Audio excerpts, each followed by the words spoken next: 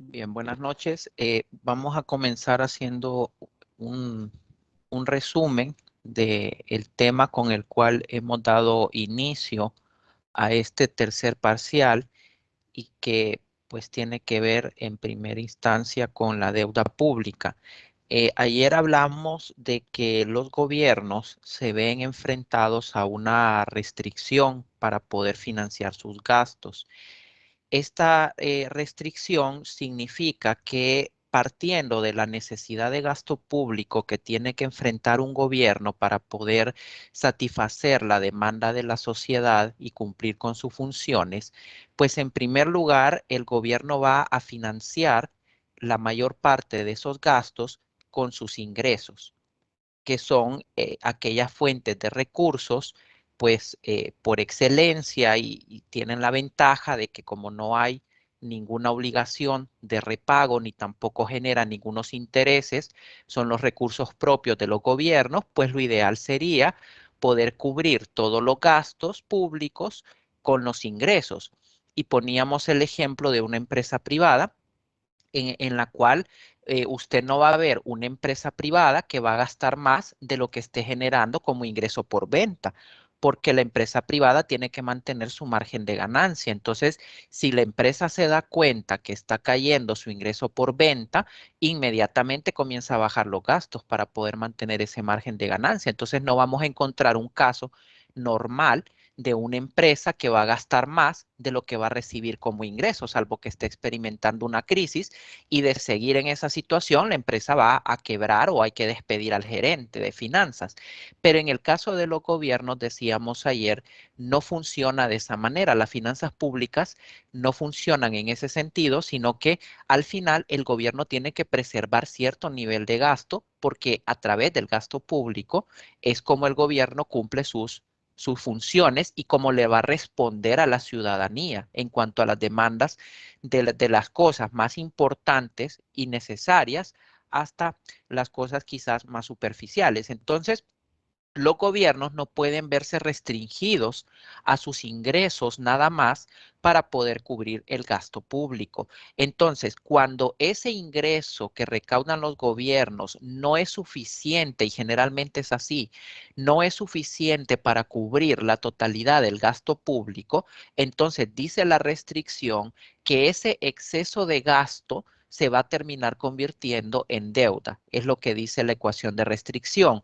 A los gastos totales, réstele los ingresos. Si todavía le falta por financiar una parte, entonces va a tener que contraer deuda externa, que es lo que significa esta primera parte del lado derecho, es la deuda externa multiplicada por el tipo de cambio, o va a tener que contraer deuda interna o va a tener que reducir sus activos, generalmente sus depósitos. Entonces, de esta manera es como nosotros podemos observar cómo surge la deuda pública. La deuda pública va a surgir cuando los ingresos del gobierno sean insuficientes para poder cubrir toda la necesidad de gasto público y el exceso se va a tener que financiar recurriendo a créditos. Obviamente la deuda es un pasivo que el gobierno está asumiendo y significa que esos recursos que el gobierno está contratando en forma de deuda para poder cubrir ese exceso de gasto, va a tener que repagarlos en el futuro, va a tener que reembolsárselos al acreedor y además va a tener que hacer un pago por intereses a partir de esa deuda. Pero al final el gobierno entonces no puede gastar solamente en función de sus ingresos. No, el gobierno tiene que tener acceso a la deuda porque lo más importante al final del día es el gasto. El gobierno tiene que mantener el gasto público. Por ejemplo, imagínense el año 2020 que el país experimentó la pandemia, ¿no? La pandemia tuvo obviamente un efecto terrible sobre todo el país, sobre la economía, no, ni qué decir sobre la vida de las personas, etcétera. Pero si nos vamos a la parte de las finanzas públicas, la pandemia obviamente originó una presión sobre el gobierno porque tenía que responderle a la población con una cantidad de insumos que el gobierno probablemente no había en ningún momento programado dentro de sus presupuestos. Tuvo que comprar insumos médicos, tuvo que contratar más personal en los hospitales, tuvo que adquirir una serie de elementos de seguridad, tuvo que realizar inversiones en algunos centros hospitalarios para ampliar su capacidad, tuvo que comprar una serie de aparatos, etcétera, para poder tratar a los pacientes. Entonces, vamos a suponer que esos gastos adicionales que trajo la pandemia y que el gobierno no los tenía en su radar, sino que cayó como un balde de agua fría de la noche a la mañana, resulta que el gobierno tenía, por decir cualquier cosa, una necesidad de 7.000 millones de lempiras más en gastos para poder atender la pandemia. Imagínense qué hubiera pasado si el gobierno le dice a la población, pueblo hondureño, lo siento, pero yo no tengo 7.000 millones porque mis impuestos también cayeron, ya que tuvimos que cerrar la economía, así que yo no puedo atender la pandemia, no puedo gastar, ahí que cada quien vea qué hace, ¿no? Obviamente hubiese sido inconcebible, ¿no? El gobierno tuvo que buscar la manera de cómo financiar esos gastos y no lo pudo hacer con ingresos porque también la recaudación obviamente cayó. Entonces, ¿qué fue lo que el gobierno tuvo que hacer para poder mantener esos gastos y responderle a la población? Tuvo que endeudarse. Todos sabemos que el año 2020 la deuda pública se disparó a la estratosfera y era lo normal. No podemos reclamarle en ese sentido al gobierno por el hecho de que se incrementara la deuda, porque al final nosotros necesitábamos que el gobierno nos atendiera, que el gobierno respondiera a esa emergencia.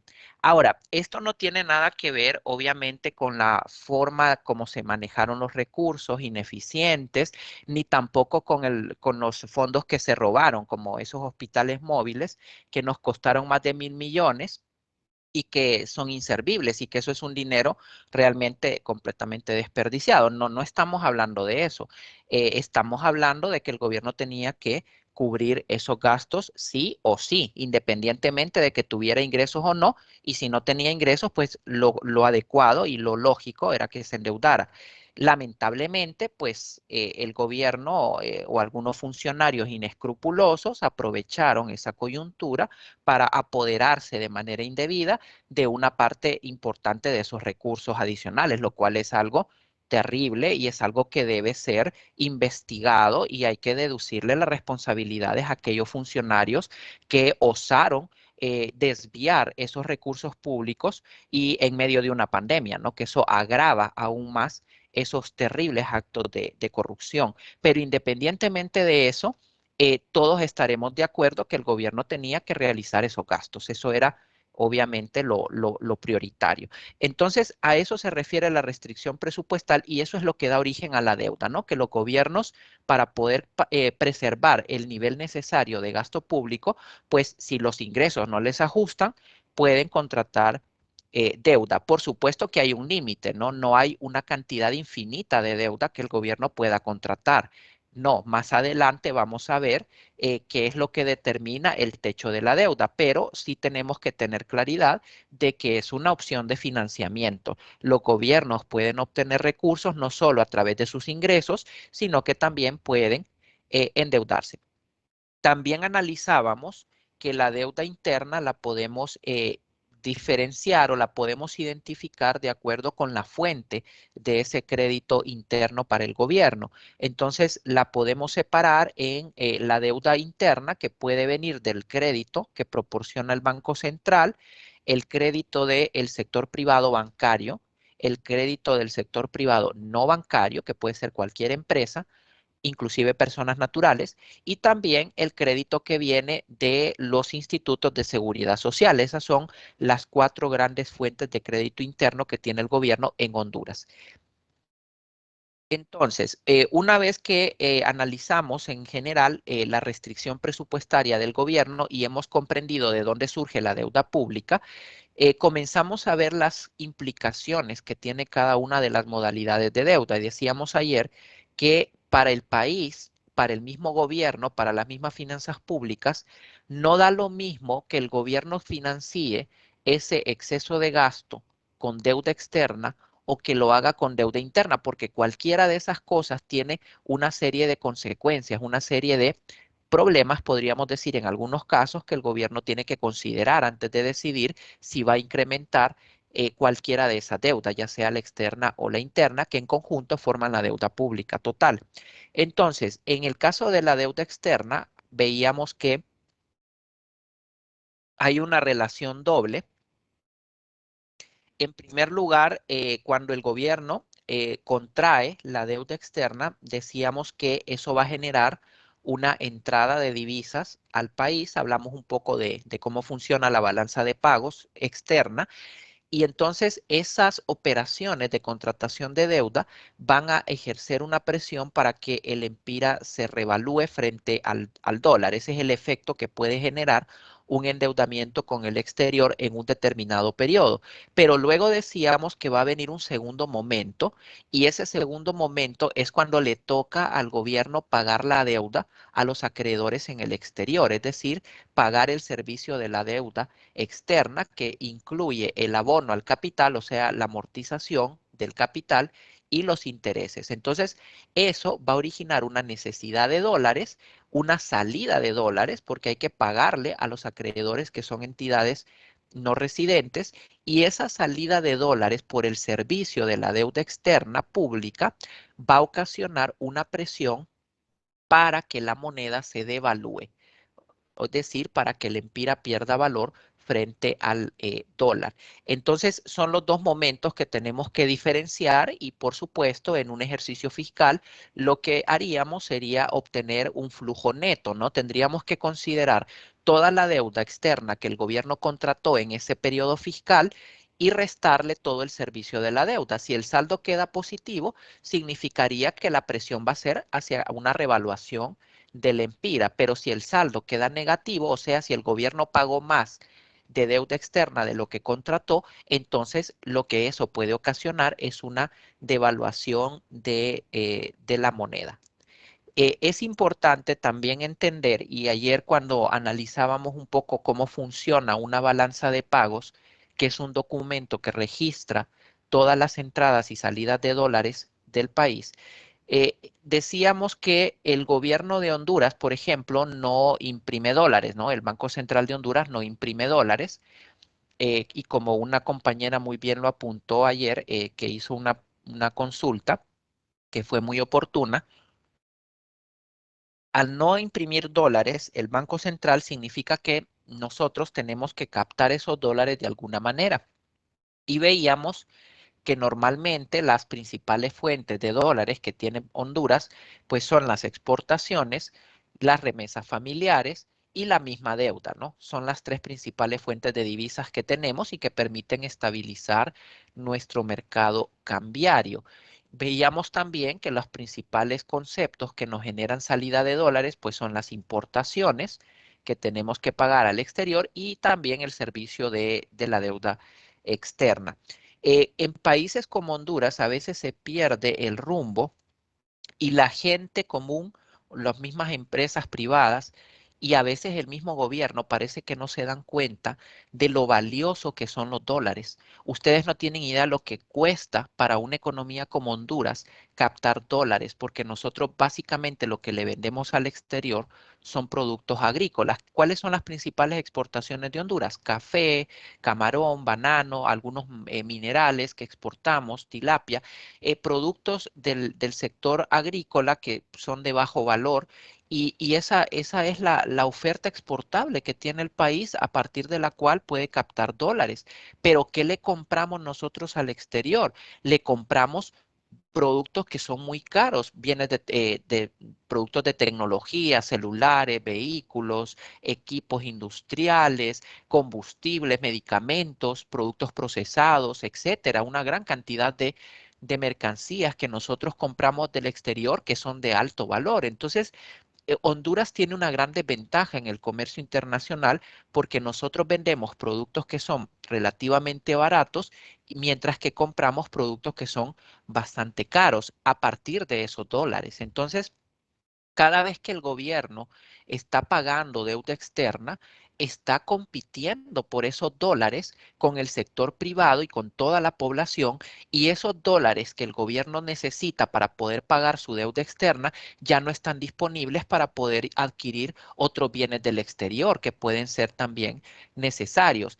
En Honduras, como les decía, perdemos el rumbo porque comenzamos a importar un montón de productos que son de lujo, son productos suntuarios que en realidad no deberíamos importar porque somos un país pobre. Honduras es el segundo país más pobre del universo y aún así usted puede ver en los bulevares de la ciudad capital o de las principales ciudades vehículos de marcas que solo en las grandes, en los grandes países o en las grandes capitales del mundo los vamos a ver, o muchos productos que en realidad están fuera del alcance de la mayoría de la población y que no deberíamos nosotros estar gastando nuestros escasos dólares en importar ese tipo de artículos. Entonces aquí, por eso es que el Fondo Monetario, siempre que viene, insiste mucho para que el gobierno devalúe el empira, porque al devaluar el empira, uno de los efectos que tiene la devaluación es que frena las importaciones,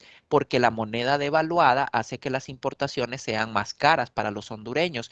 Entonces, esa es una de las razones por las que el Fondo Monetario dice, este país igualado, un país pobre, y está importando un montón de artículos de lujo que no debería, porque no es acorde con la realidad de ese país. Entonces, eso les genera un gran desequilibrio en su balanza de pagos y al final es una de las razones por las que el Fondo Monetario dice a este país hay que ubicarlo, tienen que devaluar su moneda para que la gente vuelva a su realidad de país pobre. No puede seguir dilapidando esas escasas divisas que captamos en productos que no sean realmente necesarios. Entonces aquí no hay mucho control, hay un gran mercado negro de divisas, a diferencia de otros países. Por ejemplo, en Sudamérica, una vez yo andaba en Argentina y Argentina es un país que siempre ha tenido muchos problemas para poder pagar su deuda externa. Creo que todos han visto que en los últimos meses ha estado en una gran negociación con el Fondo Monetario para que lo apoye Argentina y poder salir adelante con esa deuda externa.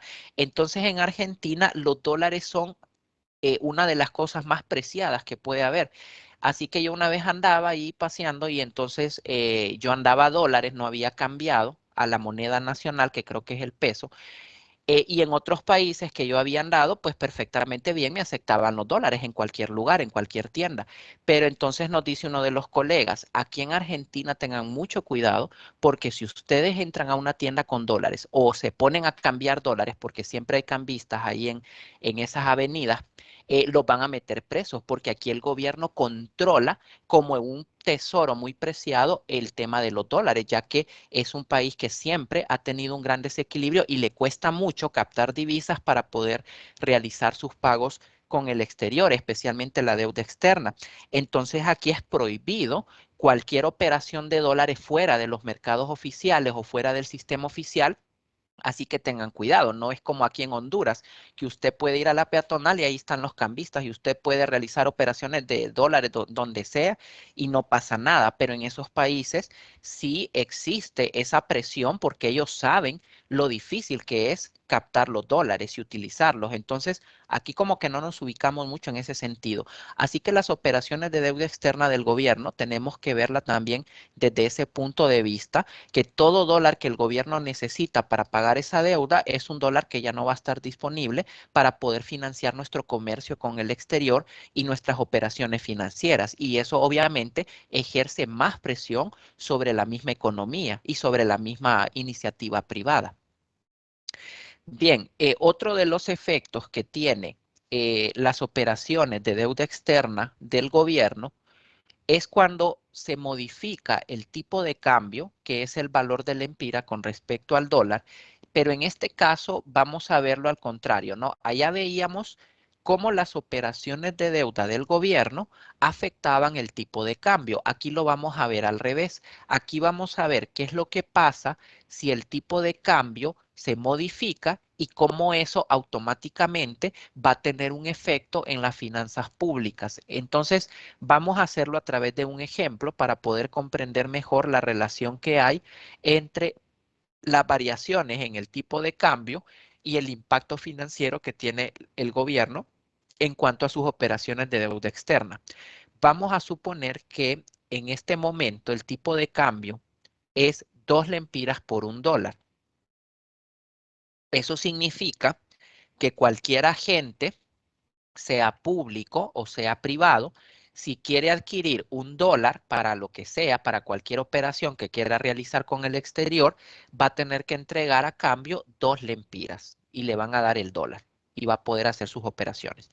Entonces, el servicio de la deuda externa bajo esta situación es de 100 millones de dólares. El servicio de la deuda, recordemos, es lo que tenemos que pagar al acreedor en el exterior. Es la amortización y son los intereses.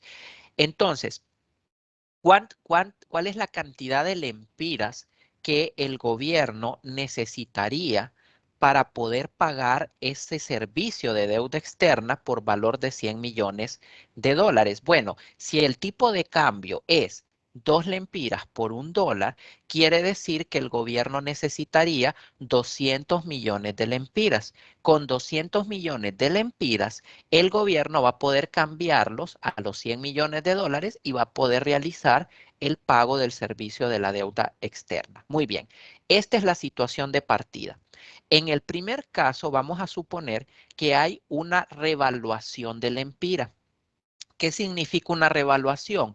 Significa que el empira está cobrando valor con respecto al dólar. Entonces, cuando el empira se revalúa, el tipo de cambio baja. Ya no va a ser 2 por 1, sino que va a ser, por ejemplo, 1 por 1. Es decir, que si antes usted tenía que pagar 2 lempiras para que le dieran $1, ahora que la moneda se revaluó, es decir, que cobró valor, usted solamente tiene que pagar 1 lempira y le van a dar $1. O sea que mi moneda, el empira, se fortaleció frente al dólar. Ahora, ¿qué impacto tendría esto para el gobierno en cuanto al pago del servicio de la deuda externa? Pues significa que como el gobierno tiene que pagar 100 millones de dólares en deuda, en servicio de deuda externa, pero con una revaluación de la moneda y con una disminución del tipo de cambio, ya no sería necesario que el gobierno destinara 200 millones de lempiras para pagar esa deuda externa. Ahora solamente tendría que destinar 100 millones de lempiras, porque con una moneda revaluada, con 100 millones de lempiras, el gobierno puede adquirir los 100 millones de dólares y de esa manera pagar el servicio de la deuda. Entonces, en este caso, la primera moraleja de la historia es que si el empira se revalúa, eso va a beneficiar las finanzas públicas, le va a beneficiar al gobierno, porque entonces va a necesitar menos lempiras para poder pagar el servicio de la deuda externa. O sea que cuando hay una revaluación de la moneda, al gobierno le conviene la deuda externa porque le cuesta menos lempiras pagarla. Ahora vamos a ver el segundo caso. El tipo de cambio, pues no solamente puede bajar, también puede subir. O sea que la moneda no solo se puede revaluar, sino que lo usual, más bien, es que se devalúe. Entonces, ¿qué efecto tendría? Bueno, partimos de la misma situación, ¿no? Partimos de un tipo de cambio de 2 por 1. El gobierno tiene que pagar 100 millones de dólares y entonces en este primer momento necesitaría 200 millones de lempiras. Luego, estando en esta situación, resulta que el empira se devalúa. Una devaluación significa que mi moneda, el empira, está perdiendo valor frente al dólar y eso también va a significar, en otras palabras, que el tipo de cambio va a subir. Si es 2 por 1 y la moneda se devalúa, entonces ahora el tipo de cambio, en nuestro ejemplo, va a ser 3 por 1. O sea que si primero pagábamos 2 lempiras y nos daban $1, ahora que mi moneda se devaluó, que perdió valor, ahora tenemos que entregar 3 lempiras para que me den ese mismo dólar. Entonces, este compromiso de pagar el servicio de la deuda externa del gobierno de 100 millones de dólares con una moneda devaluada, ahora no le va a ajustar los 200 millones de lempiras, ahora va a necesitar 300 millones de lempiras para poder pagar el servicio de la deuda externa por 100 millones de dólares. Eso quiere decir que la devaluación de la moneda afecta negativamente a las finanzas públicas, porque cuando nuestra moneda se está devaluando, quiere decir que el gobierno va a necesitar más lempiras para poder hacer el pago del servicio de la deuda externa. Se le va a encarecer el pago de la deuda externa y obviamente eso le va a deteriorar aún más la posición financiera al gobierno. O sea que la devaluación no solamente nos afecta a nosotros, comunes mortales, sino que la devaluación también perjudica al gobierno en este sentido, ¿no? En el sentido de que le va a encarecer el pago del servicio de la deuda externa. Entonces, ese es el efecto que tiene una variación del tipo de cambio sobre el pago del servicio de la deuda externa para el gobierno. La revaluación le conviene porque se le hace más barato pagar la deuda externa y la devaluación perjudica a las finanzas públicas porque entonces al gobierno se le hace más caro pagar la deuda externa. Entonces, en resumen, el efecto que tiene la contratación de deuda externa por parte del gobierno es que va a afectar la balanza de pagos del país. Al afectar la balanza de pagos, también tiene un impacto sobre el mercado de divisas, es decir, sobre el tipo de cambio. Pero de la misma manera, si hay una variación en el tipo de cambio, eso también automáticamente va a afectar las operaciones de deuda externa del gobierno. Entonces, esta es la primera modalidad de deuda que vamos a analizar, ¿no? Los efectos que tiene la deuda externa. Ahora, ¿alguna pregunta antes de que pasemos a la siguiente modalidad? ¿Quedó más o menos la idea de cómo se relaciona la deuda externa del gobierno con el tipo de cambio y viceversa? Sí, está claro. Bien, qué bueno. Ahora vamos a ver los problemas o Sí, las... claro. Ok, bien. Vamos a ver ahora las implicaciones que tiene la deuda interna, es decir, cuando el acreedor del gobierno no es una entidad extranjera, sino que es una entidad residente en el país. ¿Qué efectos puede traer esto para la economía, para la población, etcétera? Bien, si nos vamos a la segunda parte de la restricción, es donde vemos cómo está compuesta la deuda interna. La deuda interna la hemos dividido en función de quién es el acreedor, quién es el que le puede suministrar esos fondos, esos créditos al gobierno, y esto es adaptado al caso de Honduras.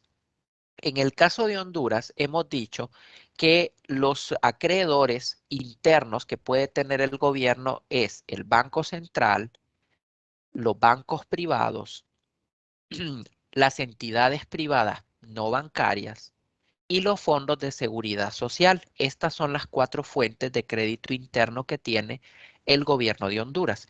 Entonces, ¿qué efectos puede tener cualquiera de estas cuatro modalidades? Es decir, da lo mismo que el gobierno se endeude con el Banco Central o que se endeude con la banca privada o que se endeude con los institutos de previsión. ¿Va a tener eso el mismo efecto? No, la respuesta es no. Cada una de estas modalidades de deuda interna tiene una consecuencia y es lo que vamos a analizar a continuación. Y comenzamos con el crédito del Banco Central. ¿Qué pasa cuando el gobierno decide que va a financiar su déficit, que el déficit es el exceso de gasto sobre ingreso, recurriendo al Banco Central? Bueno, esta operación tiene un nombre específico, se llama monetización del déficit fiscal. Cada vez que el gobierno recurre al Banco Central para que le financie su déficit, a eso se le llama monetización del déficit fiscal. Esta es la peor modalidad de financiamiento de un gobierno. Esto debería ser lo último que el gobierno haga. Solo cuando se le cierran todas las puertas del crédito es que el gobierno debería recurrir al Banco Central, pero de lo contrario, el gobierno debería evitar al máximo solicitar créditos al Banco Central, es decir, monetizar el déficit fiscal es fatal. ¿Por qué razón? Porque la monetización del déficit fiscal normalmente conduce a una inflación y en el peor de los casos puede conducir a una hiperinflación, que es una inflación a la décima potencia. Entonces, el financiamiento del déficit fiscal a través del crédito del Banco Central va a traer como un problema que puede llegar a ser muy grave la inflación. Para terminar de entender por qué el crédito del Banco Central es tan dañino para la economía, para el país, para todos, tenemos que entender cuál es la relación entre el dinero que circula en la economía y la estructura misma de la actividad productiva. Entonces, aquí la pregunta que nos haremos a continuación es ¿por qué el crédito del Banco Central es mejor venderle el alma a Satanás que recurrir a él? Bueno, aquí tenemos que hablar de la emisión monetaria y cómo se relaciona con el nivel de precios de la economía. Entonces, voy a utilizar un modelo muy sencillo para poder entender la idea de por qué es tan nefasto financiar el déficit del gobierno con el Banco Central. Aquí tenemos la famosa ecuación cuantitativa del dinero que trata de relacionar la cantidad de dinero que circula en la economía con la actividad económica misma. Esta ecuación dice lo siguiente: si yo tengo la cantidad de dinero que circula en la economía y la multiplico por su velocidad de circulación. La velocidad de circulación del dinero es el número de veces que un lempira, vamos a suponer, cumple un ciclo. Eso tiene que ser igual al nivel de precios de la economía, es decir, el nivel general de precios, hagan de cuenta que es como una especie de precio promedio, como si yo agarrara los precios de todos los productos de la economía, los metiera en una licuadora y sacara un solo número. Eso es lo que conocemos como el nivel general de precios. Va a reflejar el precio de los precios de toda la economía. Y eso lo vamos a multiplicar por la producción real de bienes y servicios que generan las empresas del país. Entonces, repitiendo, la ecuación cuantitativa del dinero dice que hay una relación entre la cantidad de dinero que debe circular en el país y la producción real que generan las empresas de ese país, y que eso también de alguna manera va a verse afectado por el nivel de precios. Ahora, hay dos variables de esta ecuación que se consideran bastante fijas en el corto plazo. Es decir, es muy difícil que estas variables tengan cambios importantes. Y esas dos variables son la velocidad de circulación del dinero y la producción real de bienes y servicios. Estas dos variables las vamos a considerar de hecho fijas en el corto plazo. Eh, la velocidad de circulación también me indica que cuando es mayor la velocidad a la cual circula el dinero en un país, entonces ese país necesita menos dinero. Por ejemplo, si nosotros necesitáramos 100 millones de lempiras que circularan en este momento en la economía para poder soportar las operaciones económicas, no es necesario que el Banco Central inyectara 100 millones de lempiras, porque si la velocidad de circulación del dinero es de 2, quiere decir que cada lempira circula 2 veces en la economía. Entonces, con que el Banco Central inyectara 50 millones, si circulan 2 veces, sería como tener los 100 millones que se necesitan. Entonces, entre mayor es la velocidad de circulación en una economía, menos dinero debe inyectarse a esa economía. Bien, vamos a suponer que la velocidad de circulación del dinero es de 1. Vamos a suponer que el nivel de precios de la economía es de 1. Y vamos a suponer que todas las empresas de nuestra economía, de nuestro país, han producido bienes y servicios por valor de 100 millones de unidades. Esa es la producción real que han generado las empresas. Entonces, aquí nos preguntamos, si esta es la situación, tenemos una velocidad de circulación de 1, tenemos un nivel de precios de 1 y tenemos 100 millones de unidades que han producido las empresas, ¿cuál debería ser la cantidad de dinero que debe circular en la economía según esta ecuación? A ver, alguien que me ayude. ¿Cuál debería ser la cantidad de dinero que debería circular entonces? Correcto, 100 millones de lempiras. Esta es la cantidad correcta de dinero que debe circular. No sé si ustedes alguna vez se han preguntado cómo se sabe la cantidad de dinero que debe circular en la economía. Bueno, pues esta ecuación nos da la respuesta.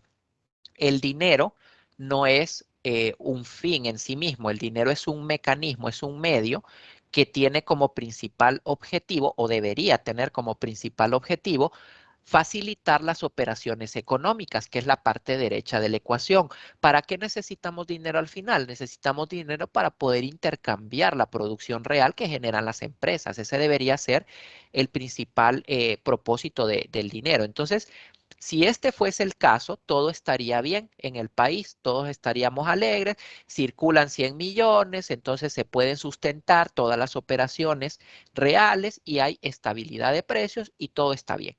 Vamos a partir de esta situación y vamos a suponer que así está la economía, está en equilibrio, la cantidad de dinero es la correcta y todo está bien. De repente viene el gobierno y tiene un déficit fiscal de 200 millones de lempiras y entonces nadie le quiere prestar y viene el gobierno y le dice al Banco Central, Banco Central, financíeme el déficit por 200 millones de lempiras. Es decir, le pide al Banco Central que le monetice el déficit. Entonces el Banco Central lo que va a hacer es que va a imprimir dinero y lo va a inyectar a la economía.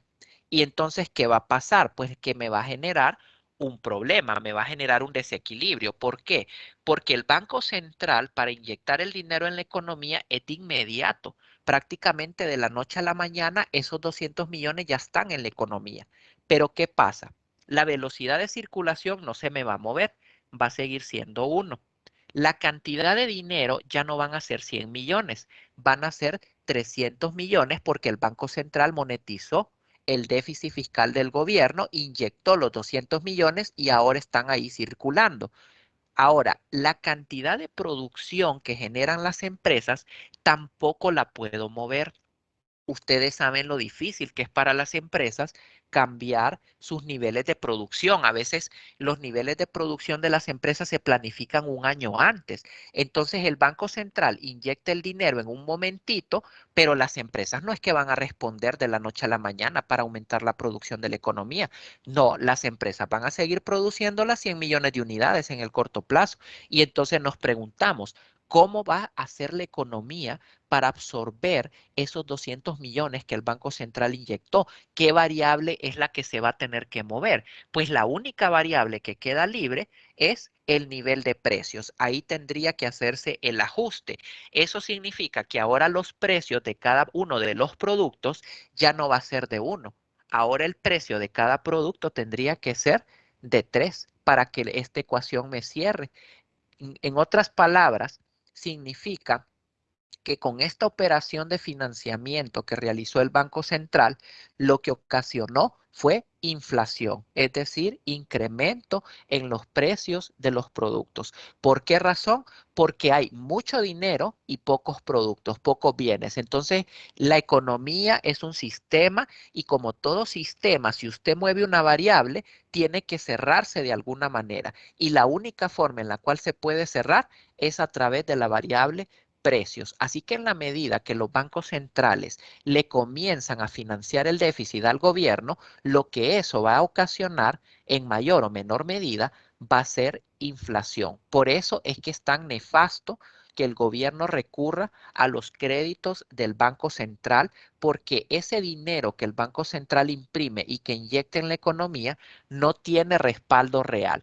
Si las empresas de la economía pudiesen producir más de 100 millones y pudiesen producir 300 millones de unidades, no habría problema. Entonces la economía podría absorber ese dinero que el Banco Central está inyectando, pero como hemos visto, no es tan fácil. Las empresas no pueden responder de una forma inmediata a este aumento en el dinero y por lo tanto, para que el sistema económico pueda absorber ese dinero, entonces tienen que aumentar los precios.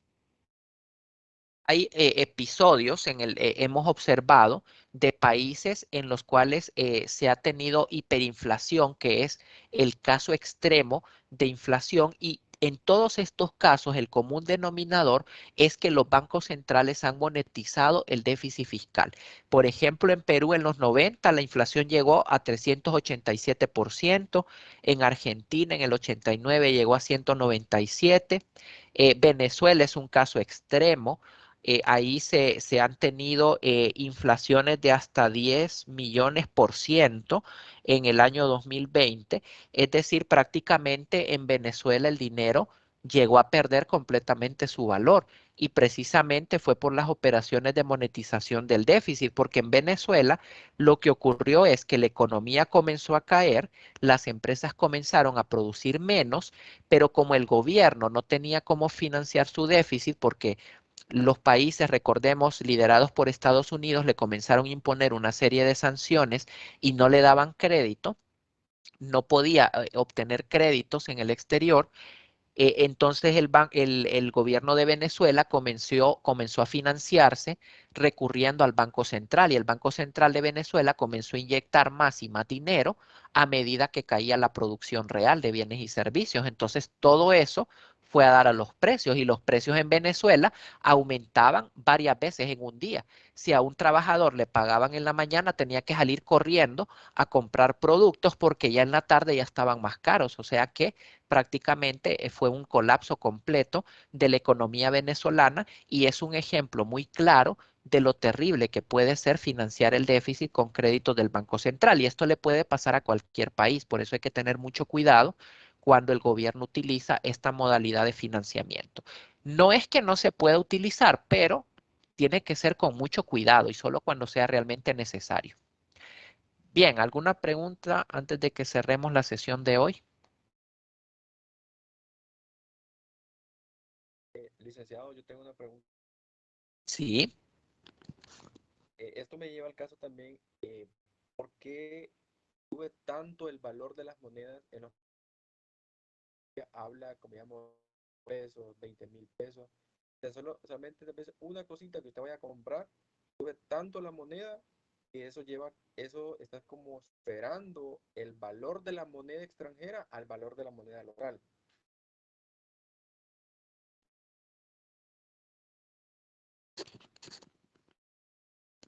Ay, ok, fíjese que se le cortó un poco, no le logré captar muy bien. Usted está enfocándose siempre en el caso de Venezuela. En el caso, hay otro país vecino que ellos tienen, ¿verdad? Que es Colombia, valor de la moneda, que es súper alta. Ajá, cuando dice súper alta, ¿se refiere a que los precios están aumentando o cómo? Como digamos que cuando usted compra algo, no sé si viene el caso con respecto, cuando usted compra algo, allí esto lo que hace es superar el valor. Puede estar 20.000 pesos, 15.000 en pesos, lo que tiene. Entonces no sé si en ese caso también es que en Colombia se inyecta bastante lo que es el capital del Central de Colombia. Por eso es que la moneda es súper alta, el valor. No hay billetes de baja denominación. Ah, correcto, ya lo entendí. Es como el caso de Costa Rica, por ejemplo, que un colón equivale como a 300, perdón, 300 colones equivalen a un dólar, ¿no? Algo así. Entonces hay países, como usted menciona, en el que, qué sé yo, una taza de café cuesta 30.000 pesos, por ejemplo. Sí, efectivamente, esos son países en los que en algún momento en el pasado se han dado estas distorsiones y el problema es que una vez que los precios llegan a esos niveles, ya no vuelven a subir, a menos que ese gobierno haga una reconversión monetaria, que fue de hecho lo que hizo Venezuela hace poco. Cuando usted hace una reconversión monetaria, es como que borra por completo y como que vuelve a empezar de cero y usted vuelve a equiparar su moneda con el dólar uno por uno y entonces a partir de ahí comienza nuevamente todo el proceso inflacionario. Hay países que pueden hacer esto, hay otros que dejan las monedas de esta manera, pero mientras el nivel de precios no se siga incrementando de forma significativa, los precios pueden quedar así. Por supuesto que genera problemas porque llegan a expresarse en unidades monetarias tan altas que eso afecta mucho la contabilidad, los simples cálculos que uno haga con una moneda distorsionada. pues llega a ser bastante complejo, pero por eso es que hay países que resetean prácticamente su sistema monetario y vuelven a empezar de cero, inclusive le cambian el valor a la moneda. Por ejemplo, México lo hizo porque también tuvo un problema de hiperinflación y comenzaron los precios a crecer y como usted menciona, un diario costaba 10,000 pesos y etcétera. Entonces ellos hicieron una reconversión monetaria y volvieron a equiparar los precios al dólar y se puede hacer eso, ¿no? Pero no es en realidad relevante. En la medida que la inflación se controle, hay países que optan por dejar los precios así, hay otros que sí lo reconvierten, pero al final lo importante es que en el momento presente los gobiernos sean responsables y eviten generar estos episodios. Pero eso que usted menciona de Colombia son cicatrices de crisis pasadas que efectivamente provocaron estos aumentos de precio. Aunque en la actualidad está controlado, ¿no? La inflación. Ah, ok. Ok, Sí, en Venezuela, no, en Venezuela sí tuvo que reconvertirlo porque como usted dice, llegaron los precios a cantidades ridículas. Prácticamente había que llevar el dinero en carretilla porque una cosa ínfima le costaba millones de bolívares. Entonces había que andar el montón de papelitos. Así que ahí sí se tuvo que resetear todo y comenzar de cero prácticamente la moneda. Bien, vamos a continuar entonces el día de mañana. Solamente voy a pasar lista. El día